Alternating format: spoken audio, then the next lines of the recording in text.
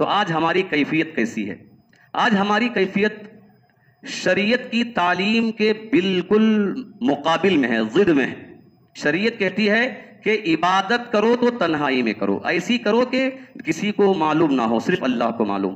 آج ہمارا معاملہ کیسا ہے؟ عبادت ایسی کرو کہ سب کو معلوم ہو، تاکہ میں نیک ہوں سب کو معلوم ہو، میں سخی ہوں سب کو معلوم ہو، میں حاجی ہوں سب کو معلوم ہو۔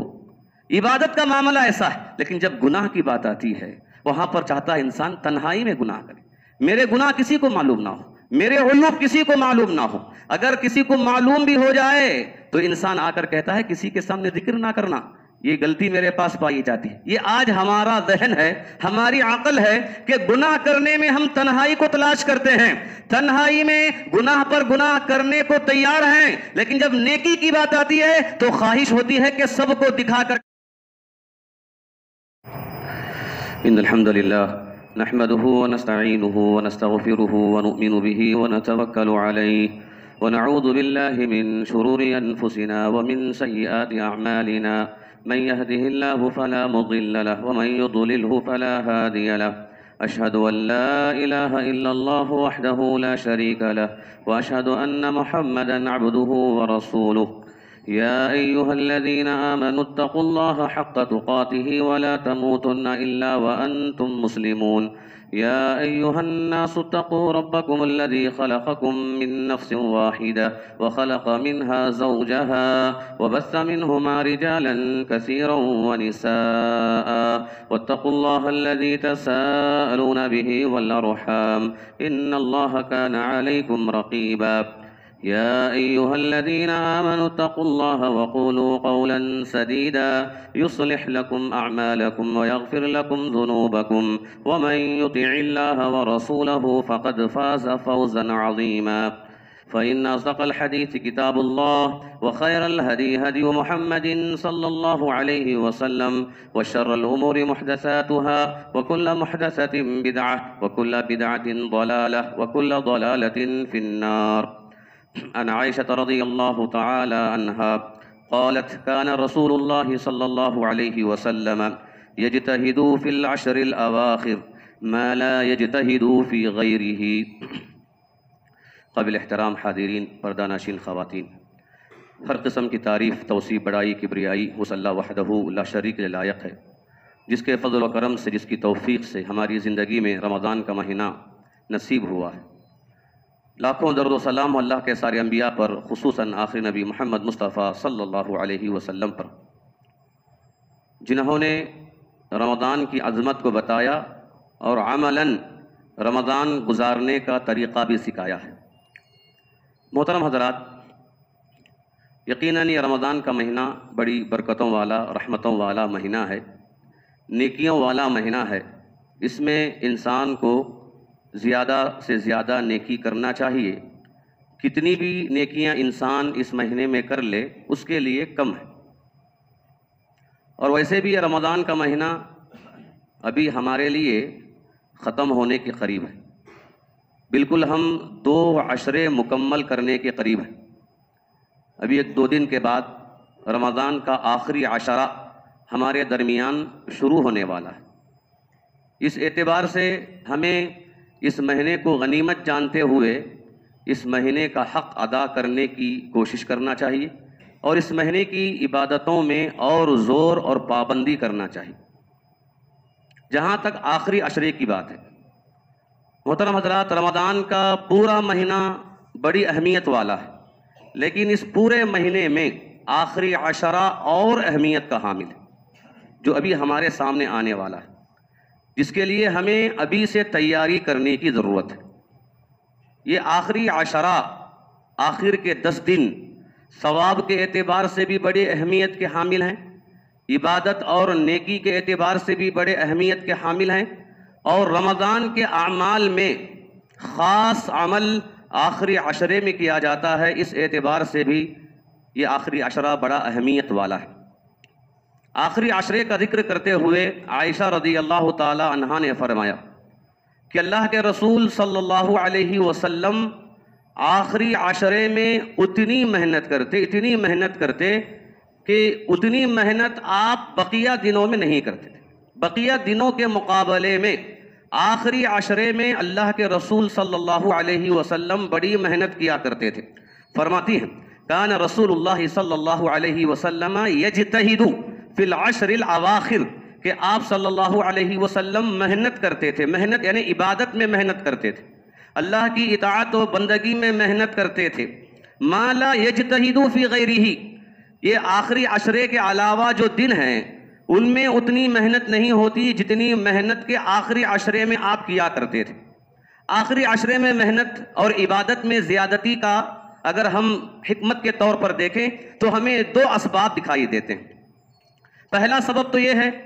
کہ آخری عشرے کے کچھ خاص اعمال ہیں، کچھ خاص عبادتیں ہیں، ان عبادتوں کے اعتبار سے آپ صلی اللہ علیہ وسلم آخری عشرے میں دوسرے دنوں کے مقابلے میں زیادہ محنت کرتے تھے عبادت میں۔ اور دوسرا سبب ہے کہ چونکہ یہ آخری عشرہ یہ تعلیم دیتا ہے، بتاتا ہے کہ اب رمضان ختم ہونے کو ہے اور انسان کا فیصلہ اور انسان کے عمل کا دار و مدار خاتمے پر بتایا گیا ہے۔ انما الاعمال بالخواتم، کہ انسان کے عمل کا دار و مدار اس کے خاتمے پر ہے۔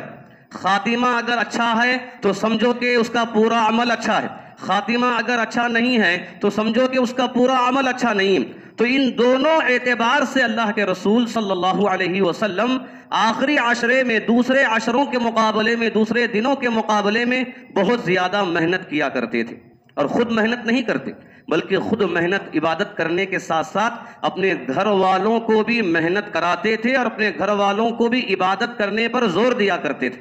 ایک دوسری روایت میں فرماتی ہیں کان النبی صلی اللہ علیہ وسلم اذا دخل العشر شد مئزرہ واحیا لیلہ وایقظ اہلہ، جیسا ہی آخری عشرہ آتا تو آپ صلی اللہ علیہ وسلم اپنی کمر کو کس لیتے تھے، یعنی تیار ہو جاتے تھے عبادت کرنے کے لیے، رب کو راضی کرنے کے لیے، مغفرت طلب کرنے کے لیے کمر کس لیتے تھے۔ اور کہتے ہیں کہ آپ صلی اللہ علیہ وسلم رات میں جاگ کر عبادتیں کرتے تھے اور اپنے گھر والوں کو بھی جگاتے تھے،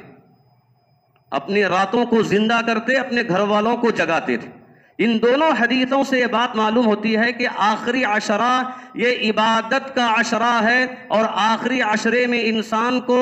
بقیہ 20 دنوں کے مقابلے میں اور زیادہ عبادت کرنے کی ضرورت ہے، اور زیادہ محنت کرنے کی ضرورت ہے۔ محنت کس میں کریں؟ محنت روزہ رکھنے میں کریں، محنت قرآن پڑھنے میں کریں، محنت دعا کرنے میں کریں، محنت صدقہ خیرات کرنے میں کریں، محنت رب العالمین سے مانگنے میں کریں، محنت نوافل کا اہتمام کرنے میں کریں۔ انسان اپنی بساط کے اعتبار سے، اپنی طاقت کے اعتبار سے جتنی نیکیاں کر سکتا ہے اس میں محنت کرے۔ یہ آخری عشرہ محنت کرنے کا ہے، یہ آخری عشرہ غفلت میں گزارنے کا نہیں ہے۔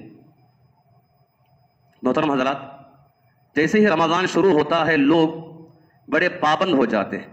محنت کرتے ہیں، روزہ رکھتے ہیں، لیکن جیسے ہی رمضان آگے بڑھتا جاتا ہے لوگوں کے اندر سستی آ جاتی ہے، یا مجبوری آ جاتی ہے، یا ایک کہ موسم ساتھ نہیں دیتا، ماحول ساتھ نہیں دیتا، جس کی وجہ سے لوگ پیچھے ہٹ جاتے ہیں، اپنے قدموں کو پیچھے ہٹا لیتے ہیں۔ جبکہ شریعت کی تعلیم یہ ہے کہ شروع سے زیادہ آخر میں انسان کی توجہ زیادہ ہونی چاہیے، وہاں پر اپنے قدموں کو انسان پیچھے نہ ہٹائے، اپنے آپ میں سستی اور کاہلی پیدا نہ کرے، بلکہ ابتدائی ایام کے مقابلے میں انتہائی اور اختتامی ایام کو اہمیت دے اور وہاں پر انسان زیادہ سے زیادہ عبادت کرے۔ اگر آخری عشرے کی ہم بات کریں، کیوں اتنی اہمیت اس کی بتائی گئی ہے، ہم وہاں پر ایک بات یہ کہہ سکتے ہیں۔ آخری عشرے کی اہمیت میں ایک بات یہ ہے کہ رب العالمین نے آخری عشرے میں 2 خاص اعمال رکھا ہے، اور پھر چاند دکھنے کے بعد ایک خاص عمل ہے۔ اگر ہم ان 3 خاص اعمال کو دیکھیں تو تینوں اعمال میں ایک مجموعی بات ہمیں دکھائی دیتی ہے۔ وہ بات یہ ہے کہ 3 ایسے کام ہیں، یہ تینوں کام بندہ رب کی رضا حاصل کرنے کے لیے تنہائی میں کرتا ہے، ریاکاری سے بچ کر، دکھاوے سے بچ کر تنہائی میں بندہ یہ کام کرتا ہے، اور تنہائی میں کیا جانے والا عمل اللہ کو بہت پسند ہے۔ جیسے آخری عشرے کے اعمال میں اعتکاف ایک اہم عمل ہے، اعتکاف کو اللہ کے رسول صلی اللہ علیہ وسلم نے مشروع قرار دیا ہے، جیسا کہ حدیث میں بتایا گیا کان رسول اللہ صلی اللہ علیہ وسلم یعتکف العشر الاواخر من رمضان، کہ آپ صلی اللہ علیہ وسلم رمضان کے آخری عشرے میں اعتکاف کیا کرتے تھے، اور اعتکاف کی پابندی اتنی زیادہ تھی اگر کسی رمضان میں اعتکاف کرنا نہیں ہوا تو شوال کے آخری عشرے میں آپ صلی اللہ علیہ وسلم نے اس اعتکاف کو مکمل کیا ہے بطور قضا، جیسا کہ کہا گیا فَلَمْ يَعْتَكِفْ فِي رَمَضَانَ حَتَّى اِعْتَكَفَ فِي آخِرِ الْعَشْرِ مِنْ شوال، اگر رمضان میں آپ نے اعتکاف نہیں کیا کسی بنا پر تو شوال کے آخری عشرے میں آپ نے اس اعتکاف کو مکمل کیا۔ اور اعتکاف یہ ایسی عبادت ہے کہ بندہ تنہا ہو جاتا ہے، خیمے میں آ جاتا ہے، پردے میں آ جاتا ہے، وہاں پر آ کر تنہائی میں رب سے مانگتا ہے، گڑ گڑاتا ہے، رب سے اپنے مرادیں منواتا ہے اور اپنے گناہوں کی بخشش طلب کرتا ہے، اور وہ تنہا رہ کر کون سی عبادت کر رہا ہے کسی کو نہیں معلوم۔ اسی لیے اعتکاف کے آداب میں یہ تعلیم دی گئی، چاہیے کہ انسان لوگوں کے درمیان نہ رہے بلکہ وہ تنہا ہو جائے، خیمے میں آ جائے، پردے میں آ جائے، وہاں پر رہ کر وہ اللہ کو پکارے، اللہ کی عبادت کرے، اور یہ عبادت رب العالمین کے یہاں بڑی پسندیدہ ہے۔ اور اعتکاف کے آداب میں بھی بات شامل ہے کہ بندہ جب معتکف ہو جاتا ہے، اعتکاف میں آ جاتا ہے، تو چاہیے کہ وہ دنیا سے دور ہو جائے، دنیاوی باتوں سے، معاملات سے کٹ جائے، اور بغیر حاجت کے وہ اپنے اعتکاف کی جگہ سے نہ نکلے۔ اگر ضرورت ہو تبھی وہ اپنے گھر جا سکتا ہے، بغیر ضرورت کے گھر نہیں جا سکتا اور اپنے معاملات کو وہاں پر طے نہیں کر سکتا۔ تو گویا کہ یہ تعلیم ہے کہ اعتکاف آخری عشرے کا وہ عمل ہے جو بندہ تنہائی میں کرتا ہے، اور تنہائی کا عمل اللہ رب العالمین کو بہت پسند ہے۔ یہاں پر غور طلب بات ایک اور بھی ہے کہ اللہ کے نبی صلی اللہ علیہ وسلم ہر ہمیشہ رات دن قوم کی فکر کرنے والے، امت کی فکر کرنے والے، باہر جا کر حالات معلوم کرنے والے کہ مسلمانوں میں کون پریشان حال ہیں، کون بیمار ہیں، کون مسجد سے دور ہے، سب کے گھر جا جا کر ان کے حالات معلوم کرنے والے، غیر مسلموں میں کون اسلام کے قریب آ سکتا ہے، کس تک دعوت کو پہنچانا ہے، ایک ایک لمحہ غنیمت جان کر آپ باہر گاؤں والوں سے، لوگوں سے ملاقات کرنے والے ایسے نبی، لیکن آخری عشرے میں تنہا ہو رہے ہیں، لوگوں سے دور ہو رہے ہیں، الگ تھلگ ہو کر عبادت کر رہے ہیں۔ اس سے بات معلوم ہوتی ہے کہ اللہ کی نگاہ میں یہ عبادت بہت اہمیت والی عبادت، رب العالمین اس عبادت کو بہت پسند کرتا ہے۔ اگر بندہ صحیح معنوں میں اس کا حق ادا کر لیا، یقیناً اس کے لیے دنیا اور آخرت کی کامیابی اور کامرانی۔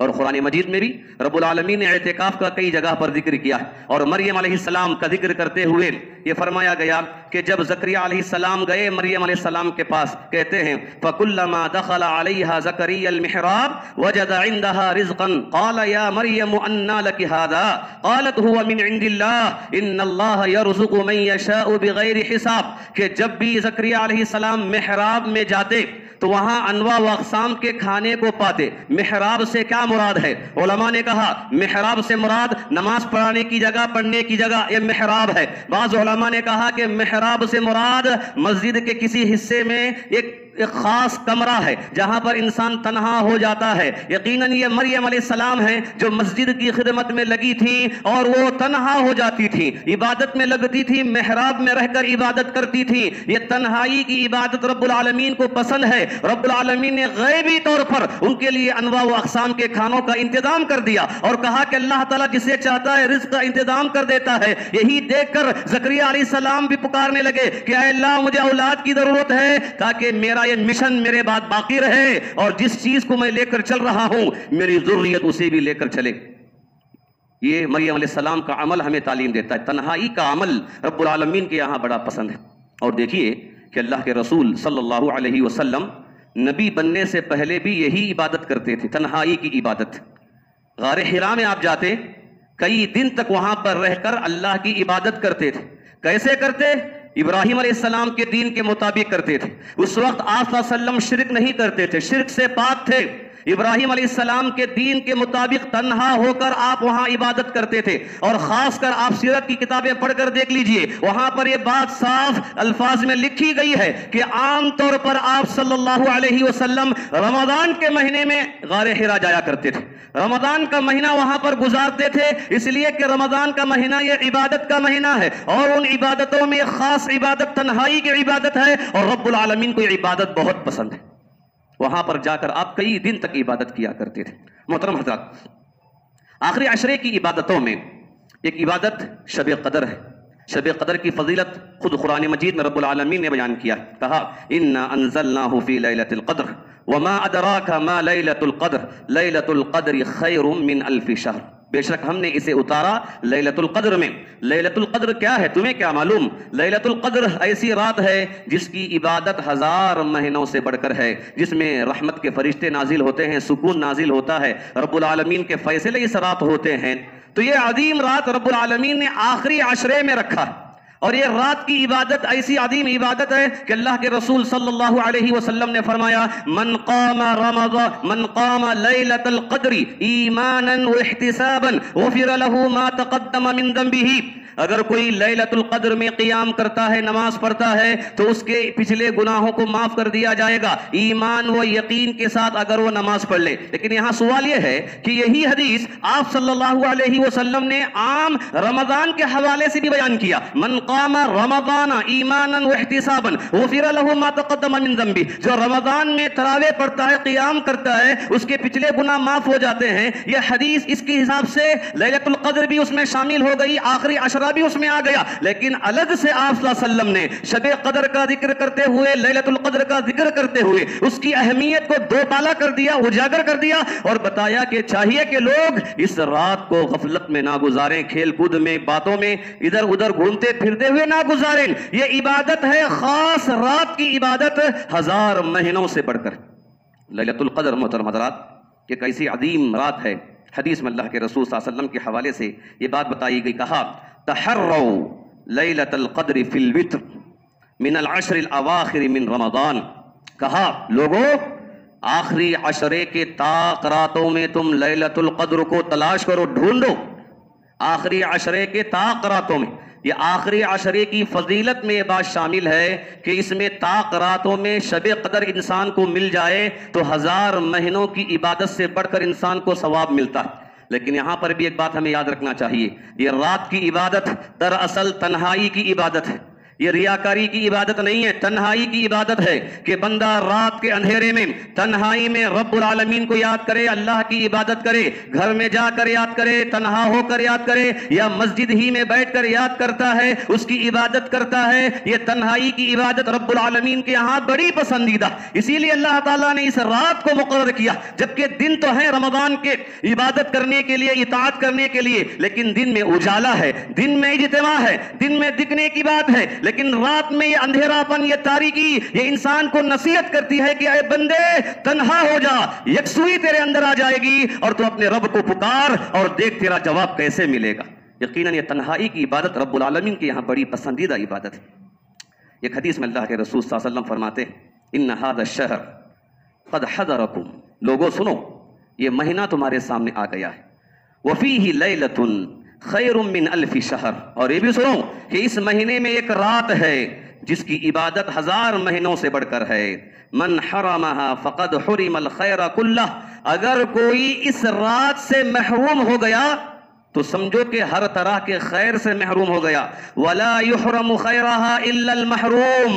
اور اس رات کی فضیلت سے وہی انسان محروم ہو سکتا ہے جس کے اندر محرومی کی صفت ہے، محرومی کی صفت ہے، جو خیر کو حاصل کرنا نہیں چاہتا، ایسا انسان ہی محروم ہوتا ہے۔ یہ رات محروم ہونے کی رات نہیں ہے، خیر کو پانے کی رات ہے۔ یہ رب العالمین کو یاد کر کے اس کے یہاں اپنے مسائل کو رکھنے کی رات ہے، اس کے فضل کو حاصل کرنے کی رات ہے، مغفرت پانے کی رات ہے، جنت طلب کرنے اور جہنم سے پناہ طلب کرنے کی رات ہے۔ اگر کوئی انسان ایسی رات کو بھی غفلت میں گزار دیا، اس سے بڑا محروم کوئی نہیں۔ اسی لیے اللہ کے رسول صلی اللہ علیہ وسلم نے اس رات کی دعا میں ہمیں یہ تعلیم دی، کہا کہ تم دعا کرو تو اللہ سے معافی مانگتے رہو، اللہم انک عفو تحب العفو فاعف عنی۔ محترم حضرات، آخری عشرے کے اعمال جیسے میں نے کہا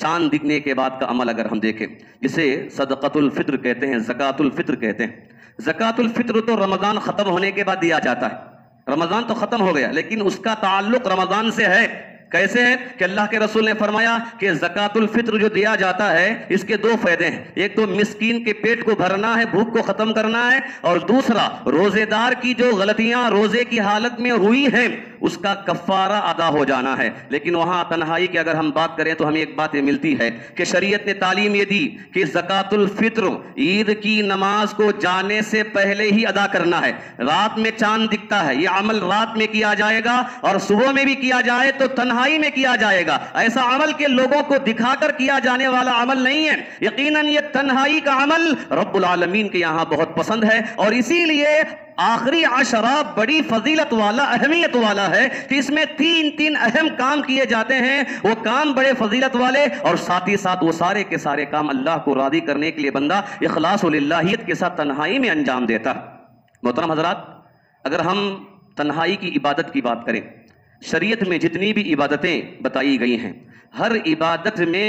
تنہائی کی عبادت کو پسند کیا گیا۔ اگر انسان وہاں پر اسے مد نظر رکھے گا یقیناً وہ اللہ کی رضا حاصل کرنے کے قریب ہے۔ اگر ہم دیکھیں انفاق کے معاملے میں رب العالمین نے فرمایا الذین ينفقون اموالهم باللیل والنہار سرا وعلانیۃ فلہم اجرهم عند ربهم ولا خوف علیہم ولا هم يحزنون، جو لوگ خرچ کرتے ہیں اپنے مالوں کو رات میں اور دن میں، چھپ کر یا علانیہ طور پر، ایسے لوگوں کے لیے ان کے رب کے یہاں اجر ہے اور کوئی خوف نہیں ہے، کوئی غم نہیں ہے۔ اس آیت کریمہ میں دیکھ لیجئے کہ پہلے رات کا ذکر کیا گیا، بعد میں دن کا ذکر کیا گیا، پہلے چھپ کر دینے کا ذکر کیا گیا اور بعد میں علانیہ طور پر دینے کا ذکر کیا گیا۔ کیوں؟ اس لیے کہ اللہ کے یہاں پسندیدہ عمل چھپ کر دینے کا ہی ہے، تنہائی میں دینے کا ہی ہے۔ اگر کوئی ضرورت محسوس کرتا ہے کہ میرے دینے سے دوسروں کو نصیحت ملتی ہے، میرے دینے سے دوسرے بھی دینے میں آگے بڑھیں گے، ایک سبق ملتا ہے،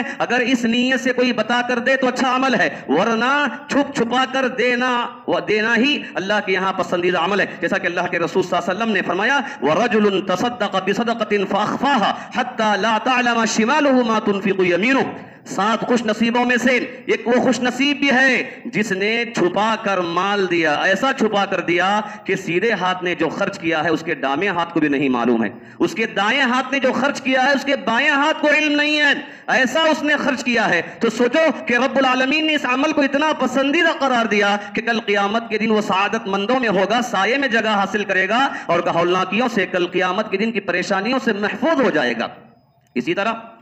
اگر ہم رونے کی بات کرتے ہیں، اللہ کی یاد میں رونا، دیکھیے اللہ کی یاد میں رونا بھی یہ تنہائی میں ہونے والا عمل ہے، لوگوں کے درمیان کیا جانے والا عمل نہیں ہے، اس سے ریاکاری آ جاتی ہے۔ انسان کے اندر احساس آتا ہے کہ جب لوگ مجھے دیکھیں گے تو سمجھیں بڑا نیک انسان ہے، بڑا متقی انسان ہے، اللہ سے بڑا ڈرتا ہے، آ کر میری تعریف کریں، انسان کے اندر یہ احساس آ سکتا ہے۔ اسی لیے شریعت کی تعلیم یہ ہے اگر اپنے گناہوں کا احساس لا کر آخرت کے تصور میں رونا بھی ہو تو اللہ کے یہاں تنہا ہو جائیں اور اپنے آنکھوں سے آنسو بہائیں۔ اللہ کے رسول صلی اللہ علیہ وسلم نے فرمایا وَرَجُلٌ ذَكَرَ اللَّهَ خَالِيًا فَفَاضَتْ عَيْنَاهُ، اور 7 خوش نصیبوں میں یہ خوش نصیب وہ بھی ہے جو لوگوں سے تنہا ہو جاتا ہے، الگ ہو جاتا ہے اور ہو کر وہ اللہ سے گڑ گڑا کر ذکر کرتے ہوئے رو کر اللہ سے معافی مانگتا ہے۔ وَرَجُلٌ ذَكَرَ اللَّهَ خَالِيًا، جو اللہ کا ذکر کرتا ہے خالی ہو کر، تنہا ہو کر، ففاضت عیناہ، اور اس کی آنکھوں سے آنسو جاری ہوتے ہیں۔ اللہ کے نبی صلی اللہ علیہ وسلم کا عمل بتاتے ہوئے عبداللہ ابن شقیر رضی اللہ تعالیٰ عنہ کہتے ہیں میرے والد نے کہا کہ وہ اللہ کے رسول کے گھر گئے، کہا قال اتیت رسول اللہ صلی اللہ علیہ وسلم وهو يصلي وفي جوفه عزیز كعزیز المرجل من البكاء۔ گھر گیا اللہ کے نبی کے، وہ نماز پڑھ رہے تھے، نماز پڑھنے کے دوران ہی ایسے رونے کی آواز آ رہی تھی جیسے کہ ہانڈی میں سالن پکنے کی آواز آتی۔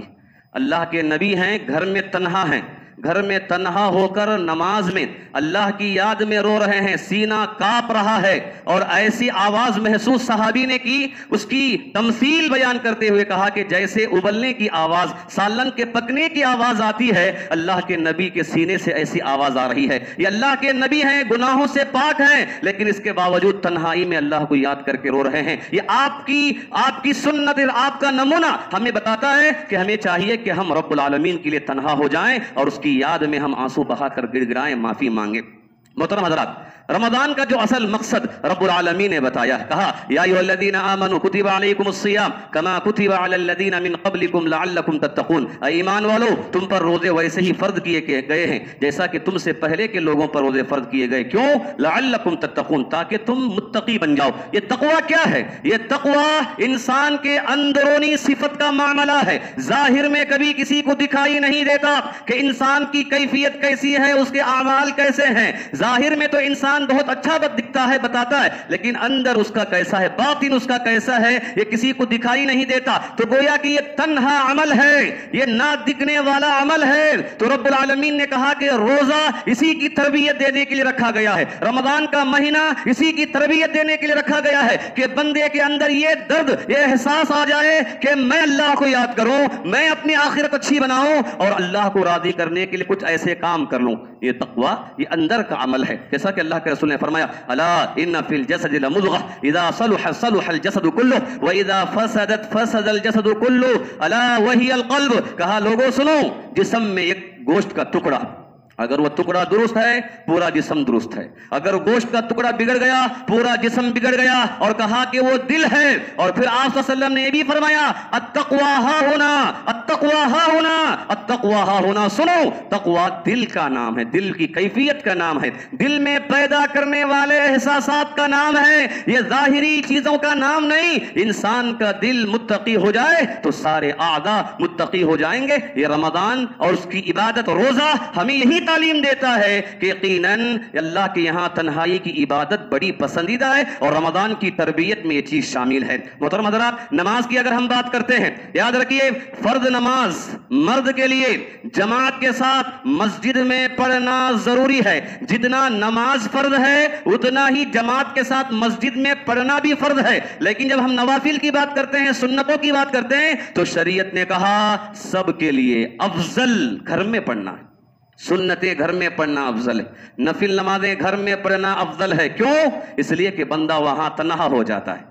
خاندانوں سے الگ ہو جاتا ہے، جماعت کے لوگوں سے الگ ہو جاتا ہے، گھر کے افراد رہتے ہیں، ایک دو لوگ ہی سامنے رہتے ہیں، انسان تنہا ہو جاتا ہے، تنہائی میں رب العالمین کی عبادت کرتا ہے۔ اسی لیے شریعت نے کہا کہ یہ سنت اور نفل نمازیں گھر میں پڑھنا افضل ہے سب کے لیے۔ اور یقیناً اسی لیے تعریف کرتے ہوئے قرآن مجید کے اندر بھی رب العالمین نے نیک لوگوں کے ذکر میں کر فرمایا تتجافى جنوبهم عن المضاجع يدعون ربهم خوفا وطمعا، کہ جو لوگ اپنے نرم و گرم بستروں کو چھوڑ کر اٹھ جاتے ہیں رب کی عبادت کرنے کے لیے، رب سے ڈرتے ہوئے، لالچ اور حرص رکھتے ہوئے، امید کرتے ہوئے، یقیناً یہ قابل تعریف لوگ ہیں۔ کیوں؟ اس لیے کہ رات کے اندھیرے میں، ایسے وقت میں جبکہ ساری دنیا نیند کے آغوش میں رہتی ہے، بیداری ناممکن ہو جاتی ہے لوگوں کی، ایسے وقت میں بیدار ہو کر یہ اللہ کی عبادت کرتے ہیں، یہ تنہائی کی عبادت ہے، رب العالمین کو بڑی پسند ہے۔ اللہ کے نبی صلی اللہ علیہ وسلم جب مدینہ گئے، مدینہ جانے کے بعد آپ نے سب سے پہلا خطبہ دیا، تو اس خطبے میں آپ صلی اللہ علیہ وسلم نے اسی بات کا ذکر کرتے ہوئے فرمایا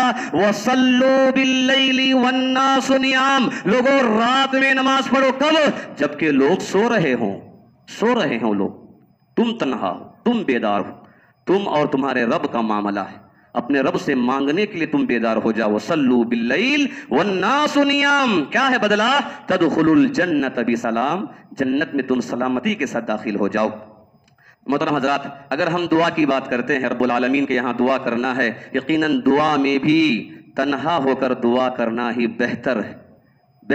چھپ کر دعا کرنا، تنہا ہو کر دعا کرنا۔ کیوں؟ اس میں ایک احساس آتا ہے، ایک بہتر کیفیت پیدا ہوتی ہے، انسان بہتر امید کے ساتھ رب العالمین پر توکل و یقین کرتے ہوئے وہاں پر مانگتا ہے، وہاں پر انسان اپنے عادات کا لحاظ نہیں کرتا، اس عبادت کو عبادت کے طور پر ہی انجام دیتا ہے۔ اسی لیے کہا گیا اذ نادى ربه نداء خفیا، دیکھو کیسے پکارا نبی نے اپنے رب کو، اذ نادى ربه نداء خفیا، اپنے رب کو پکارا خفیہ طور پر، چھپ کر پکارا،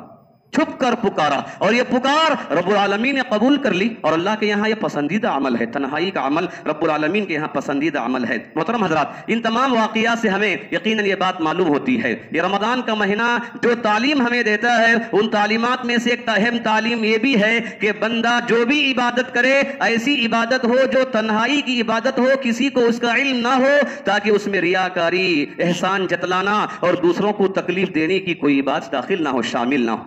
اسی لیے احادیث میں آپ صلی اللہ علیہ وسلم نے مختلف کلمات اس مسئلے میں ذکر کیے. ایک حدیث میں آپ نے فرمایا انها ستكون بعدي فتن او قال امور خير الناس فيها الغني الخفي التقي. کہا میرے بعد بہت سارے فتنے آئیں گے، یا کہا بہت سارے معاملات درپیش ہوں گے، اس میں بہترین انسان وہ ہے جو بے نیازی اختیار کرتا ہے.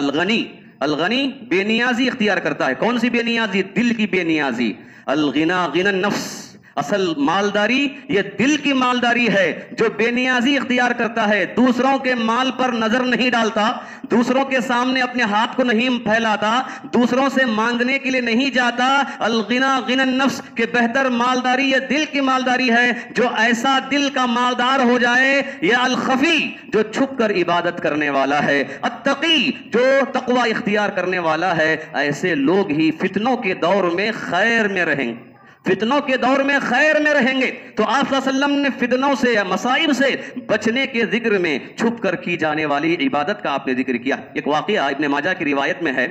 اگرچہ کہ بعض علماء نے حدیث پر کچھ کلام بھی کیا ہے. واقعہ یہ ہے عمر رضی اللہ تعالیٰ عنہ مسجد نبوی میں گئے، دیکھا کہ معاذ رضی اللہ تعالیٰ عنہ قبر رسول کے پاس بیٹھ کر رو رہے ہیں.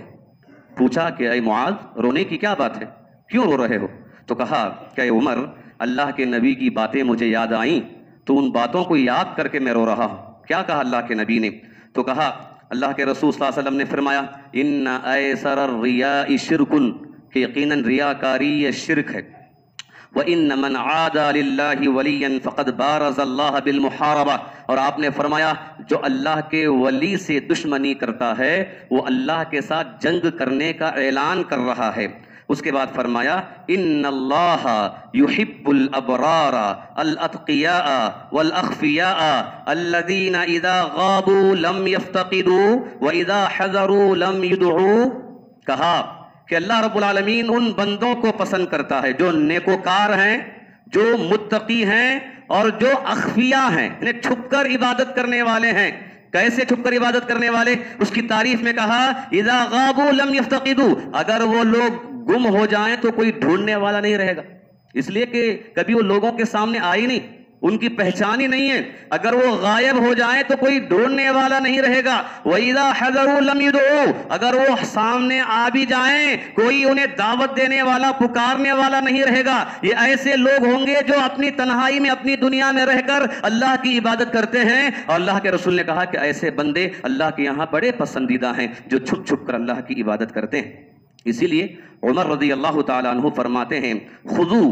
بحظکم من العزلہ، لوگوں اپنی طاقت کے حساب سے اپنی زندگی بھر میں ایک عمل ایسا رکھ لو، ایک عمل ایسا رکھ لو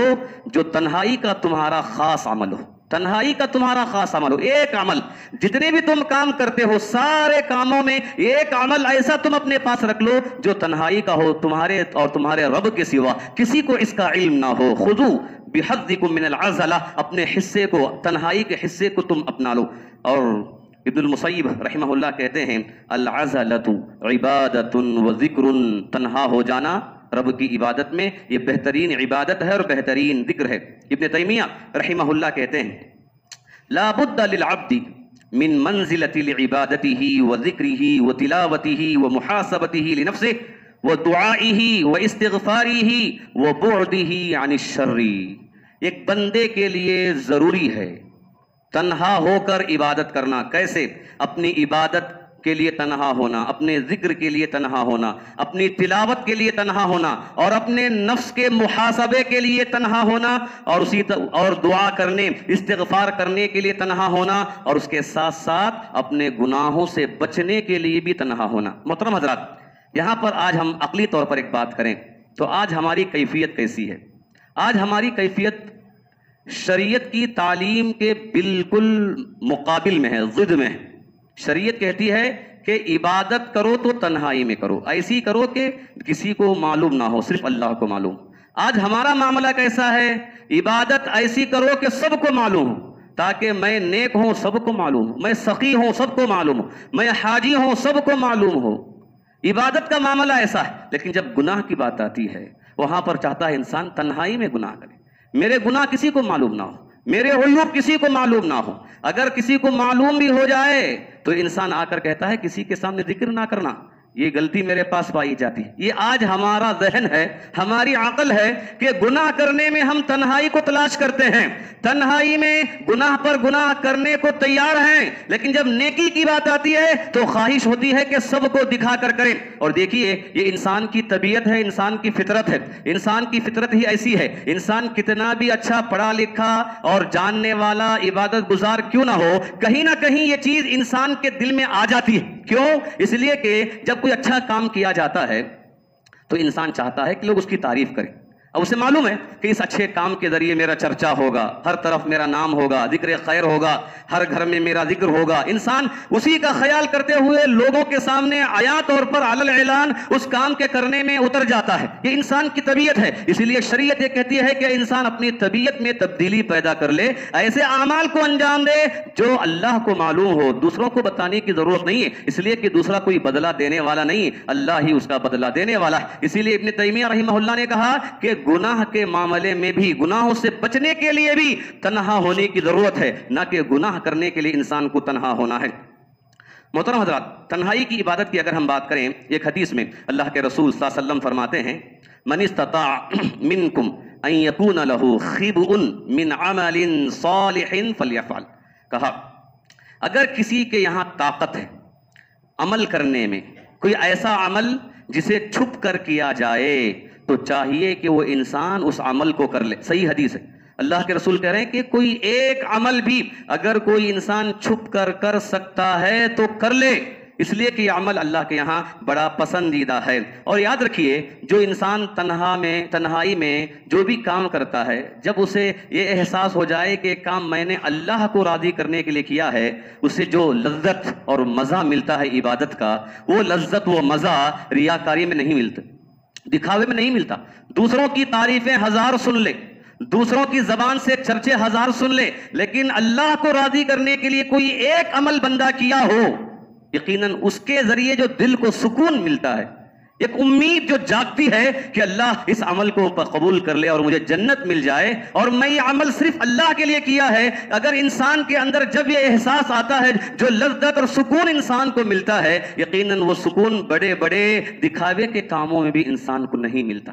لہذا ہمیں چاہیے کہ ہم اپنے اندر اس جذبے اور احساس کو پیدا کریں، اپنے نیک کاموں میں کم سے کم ایک ایسا عمل ہم اپنے لیے خاص کر لیں، ایک عمل ایسا خاص کر لیں تاکہ وہ عمل صرف بندے اور رب کے درمیان ہو، کسی کے لیے نہ ہو۔ اور آخری عشرہ ہمیں اسی بات کی تعلیم دیتا ہے، آخری عشرے کی عبادتیں یہ تنہائی کی عبادتیں ہیں، چاہیے کہ لوگ اعتکاف کا اہتمام کریں، اور خاص کر شب قدر میں بیکار میں ادھر ادھر گھومنے کے بجائے، اگر آپ مسجد میں بیٹھ نہیں سکتے، عبادت نہیں کر سکتے، گھر چلے جائیے، جا کر عبادت کیجئے، تنہائی میں رب کو یاد کیجئے۔ ایسا نہ ہو کہ ہم جو فضیلت والی رات ہے اس رات کو بھی پینے کھانے میں، دوستی میں، باتوں میں گزار کر بیکار کر لیں۔ ویسے تو زندگی بھر یہ تعلقات کا معاملہ باقی رہتا ہی ہے، لیکن جو رات ہمیں ملنے والی ہے، اگر اس رات سے بھی ہم محروم ہو گئے، ہم سے بڑا کوئی بد نصیب نہیں ہوگا۔ لہذا چاہیے کہ ہم غنیمت جانیں، جو آخری عشرہ ہمارے درمیان آ رہا ہے، اسے غنیمت جانیں اور اس کی طرف خاص توجہ دیں،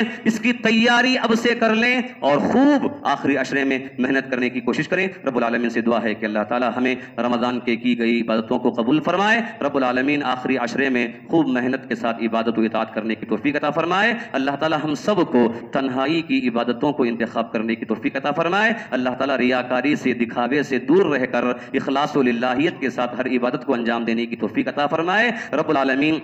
جو بھی ہم نے روزے رکھے ہیں، نمازیں پڑھے ہیں، قرآن مجید کی تلاوت ہم نے کی ہے، جو صدقہ خیرات کیا ہے، جن احباب نے اپنے مال کی زکوٰۃ نکالی ہے، اے اللہ ہم سب کی ساری عبادتوں کو قبول فرما لے رب العالمین۔ ان عبادتوں میں جو بھی ہم سے کوتاہی ہوئی ہے اللہ ہماری ساری کوتاہیوں کو معاف فرما دے، اے اللہ ان عبادتوں کے بدلے ہماری دنیا بھی اچھی بنا دے، اے اللہ ہمیں ہماری آخرت بھی اچھی بنا دے، اے اللہ ہمیں قبر کے عذاب سے بھی محفوظ کر لے،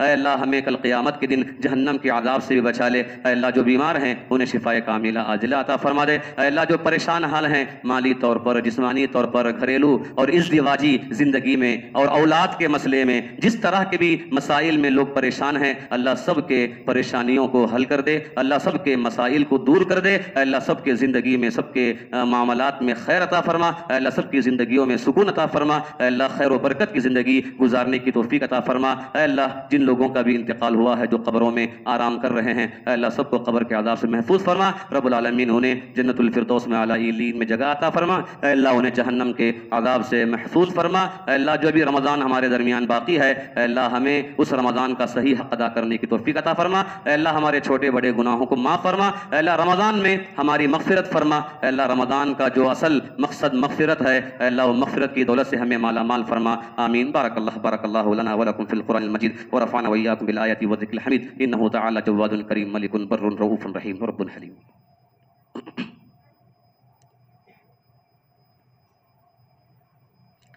إن الحمد لله نحمده ونستعينه ونستغفره ونؤمن به ونتوكل عليه